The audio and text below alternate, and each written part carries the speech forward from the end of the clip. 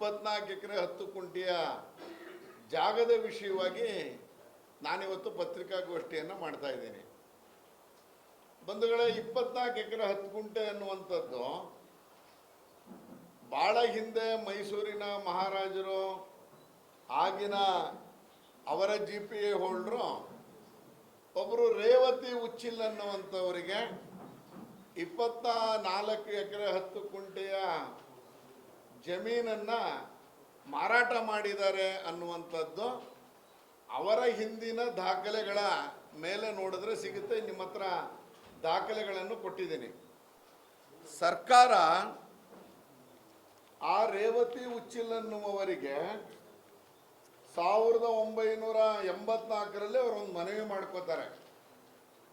ನನಗೆ 24 ಎಕರೆ ಅಲಾಟ್ ಆಗಿದೆ, ಈ 24 ಎಕರೆ ಜಮೀನನ್ನು ನಾನು ಆರ್ಥಿಕ ಸಂಕಷ್ಟಕ್ಕೆ ಒಳಗಾಗಿದ್ದೀನಿ, ನಾನು ಇದನ್ನು ಸುಮಾರು ಜನದ ಹತ್ರ ಅಡ್ವಾನ್ಸ್ ತೊಗೊಂಡ್ಬಿಟ್ಟಿದ್ದೀನಿ, ನನಗೆ ಇದರ ಅನುಮತಿಯನ್ನು ಕೊಡಬೇಕು ಮಾರಾಟ ಮಾಡಲಿಕ್ಕೆ ಅಂತೇಳಿ ಸರ್ಕಾರವನ್ನು ಕೋರ್ಕೋತಾರೆ.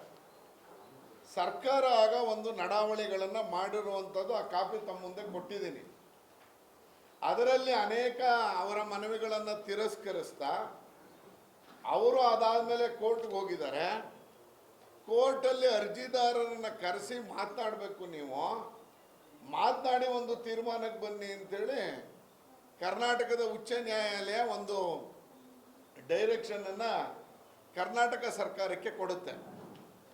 ಅದಾದ ಮೇಲೆ ನಿಮಗೆ ಕೊಟ್ಟಿರುವ 2ನೇ ಪುಟದಲ್ಲಿ, ಸರ್ಕಾರದ ನಡಾವಳಿಗಳ 2ನೇ ಪುಟದಲ್ಲಿ ಅಲ್ಲಿ ಬರುತ್ತಾರೆ, ಪ್ರಸ್ತುತ ವಿಷಯವನ್ನು ಸರ್ಕಾರ ಸ್ಥೂಲವಾಗಿ ಪರಿಶೀಲಿಸಿದ ನಂತರ ಭೂ ಪರಿಮಿತಿ ಕಾಯ್ದೆ ಅಂತೆಲ್ಲ ಹಾಕ್ಬಿಟ್ಟು ರೇವತಿ ಉಚ್ಚಿಲ್ ಮೈಸೂರು ಇವರು ಮೈಸೂರಿನ ಕುರುಬಾರಹಳ್ಳಿ ಗ್ರಾಮದ ಸರ್ವೆ ನಂಬರ್ 4ರ ಪೈಕಿ ಬ್ಲಾಕ್ ನಂಬರ್ ಎಲ್ಲ ಹಾಕಿ ಇದರಲ್ಲಿ ನಗರಾಸ್ತಿಗೆ ವಿನಾಯಿತಿ ನೀಡಿ ತಮ್ಮ ಆರ್ಥಿಕ ಸಂಕಷ್ಟಗಳಿಂದಾಗಿ ಸದರಿ ನಗರಾಸ್ತಿಯನ್ನು ಕೃಷಿ ಉದ್ದೇಶಕ್ಕಾಗಿ ಮಾತ್ರ ಮಾರಾಟ ಮಾಡಲು ಈ ಕೆಳಕಂಡ ಷರತ್ತುಗಳನ್ನು ವಿಧಿಸಿದೆ ಅಂಥೇಳಿ ಷರತ್ತುಗಳನ್ನ ಹಾಕ್ತಾರೆ. ಅದರ ಮೇಲ್ಗಡೆ ಒಂದು ಕಾಲಮಲ್ಲಿ ಏನು ಹೇಳ್ತಾರೆ, ಇದರಲ್ಲಿ ಅಧಿಸೂಚನೆಯನ್ನು ಕ್ರಮಾಂಕ 8ರಲ್ಲಿ ಹೊರಡಿಸಿ 8 ಎಕರೆ ಮಾತ್ರ ಅನ್ವಯವಾಗುವಂತೆ ಹಿಂಪಡೆದ ಅರ್ಜಿದಾರರು ವಿನಾಯಿತಿ ಮನವಿಯನ್ನು ಕೂಲಂಕುಷವಾಗಿ ಪರಿಶೀಲಿಸಿದೆ. ಅಂದರೆ 24 ಎಕರೆಯಲ್ಲಿ ಅವ್ರಿಗೆ ಏನು ಆರ್ಥಿಕ ಸಂಕಷ್ಟ ಅಂತ ಇದೆ, ಆ ಆರ್ಥಿಕ ಸಂಕಷ್ಟಕ್ಕೆ 2 ವರ್ಷದ ಒಳಗಾಗಿ ಇವರು ಕೃಷಿಯೇತರ ಕೃಷಿ ಉದ್ದೇಶಕ್ಕಾಗಿ ಮಾತ್ರ ಮಾರಾಟ ಮಾಡಬೇಕು ಅನ್ನುವಂಥ ಕಂಡೀಷನ್ ಹಾಕಿ ಸರ್ಕಾರ ಇವರಿಗೆ ಅನುಮತಿ ಕೊಟ್ಟಿರೋ ಕಾಪಿಯನ್ನು ತಮ್ಮ ಮುಂದೆ ಈಗಾಗಲೇ ಕೊಟ್ಟಿದ್ದೀನಿ ಬಂಧುಗಳೇ. ಅದಾದ ಮೇಲೆ ಯಾವ ಕಾರಣಕ್ಕೆ ಏನು ಅಂತ ಗೊತ್ತಿಲ್ಲ, ಇದರಿಂದ ಏನು ಉದ್ದೇಶ ಇದೆ ದುರುದ್ದೇಶ ಇದೆ ಗೊತ್ತಿಲ್ಲ. ಮೈಸೂರಿನ ತಹಶೀಲ್ದಾರ್ ಅವರು 4/8/2025 ಅದರ ಕಾಪಿಯನ್ನು ತಮ್ಮ ಹತ್ರ ಕೊಟ್ಟಿದ್ದೀನಿ. ಅದರಲ್ಲಿ ಹೇಳ್ತಾರೆ, ರೇವತಿ ಉಚ್ಚಿಲಿಗೆ ಸಂಬಂಧಪಟ್ಟಂಗೆ ಕಸ್ಬಾ ಹೋಬಳಿ ಕುರುಬಾರಹಳ್ಳಿ ಗ್ರಾಮದ ಸರ್ವೆ ನಂಬರು ಅಂದಿನ ಸರ್ವೆ ನಂಬರೆಲ್ಲ ಹಾಕಿ 24 ಎಕರೆ 10 ಕುಂಟೆ ಜಮೀನಿಗೆ ಸಂಬಂಧಿಸಿದಂತೆ ರೇವತಿ ಉಚ್ಚೇಲ್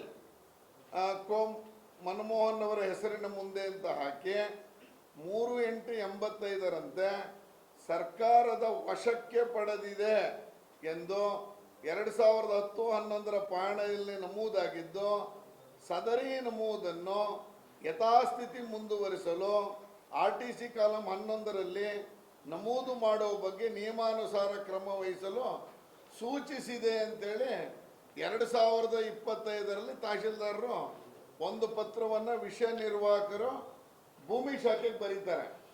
ಅಂದರೆ RTC 11ರ ಕಾಲಮಲ್ಲಿ ಸರ್ಕಾರದ ವಶಕ್ಕೆ ಪಡಿಬೇಕು ಅನ್ನೋದನ್ನು, ಪಡೆದಿದೆ ಅನ್ನೋದನ್ನು ಮೆನ್ಷನ್ ಮಾಡಿ ಅನ್ನುವಂಥದ್ದನ್ನು ಹೇಳ್ತಾರೆ. ಅದಾದ ನಂತರ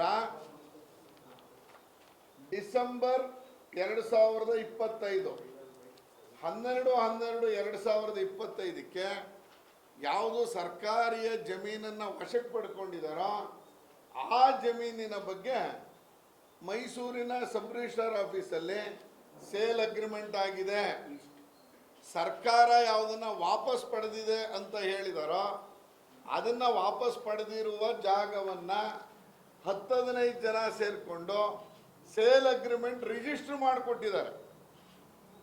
ಅಂದ್ರೆ ಯಾವುದು 24 ಎಕರೆ ಅವ್ರದ್ದಲ್ವೋ, ಈಗಾಗಲೇ ಸರ್ಕಾರ ವಶಕ್ಕೆ ಪಡ್ಕೊಂಡಿದೆಯೋ 12/12/2025 ಇದಕ್ಕೆ ಸೇಲ್ ಅಗ್ರಿಮೆಂಟ್ ರಿಜಿಸ್ಟರ್ನ ಮಾಡಿಕೊಟ್ಟಿದ್ದಾರೆ.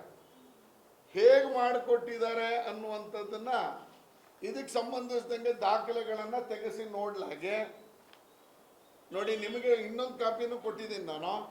ಅದರಲ್ಲಿ ಕಾಲಮ್ ನಂಬರ್ 11ನಲ್ಲಿ ನಿಮಗೆ ಕೊಟ್ಟಿರುವ ಇದರಲ್ಲಿ ಮಾರ್ಕು ಮಾಡಿದ್ದೀನಿ. ಇದರಲ್ಲಿ ಸರ್ಕಾರದ ವಶಕ್ಕೆ ಪಡೆದಿದೆ ಅನ್ನುವಂಥದ್ದನ್ನ ಮಾಡಿದ್ದಾರೆ.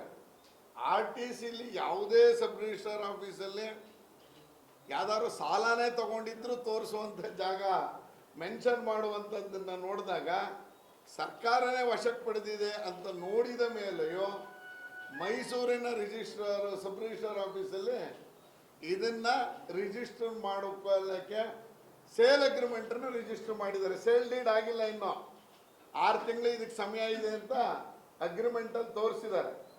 40 ಕೋಟಿ ರೂಪಾಯಿಯಿಂದ ಆ ಸೇಲ್ ಅಗ್ರಿಮೆಂಟ್